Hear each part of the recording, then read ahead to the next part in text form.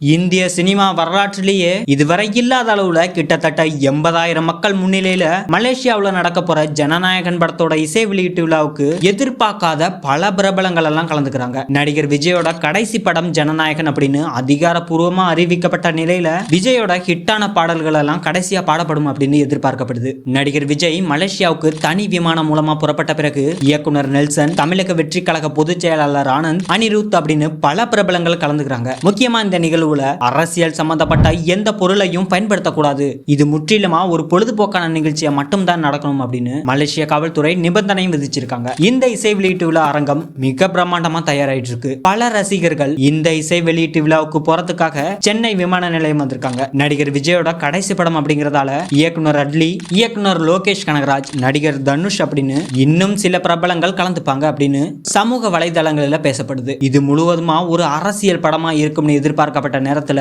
அதே பொங்கலுக்கு சிவகார்த்திகேயன் நடிச்ச பராசக்தி படமும் வெளியாகுது. இந்த பொங்கல் வின்னர் யாரு அப்படின்னு மறக்காம கமெண்ட் பண்ணிட்டு போங்க.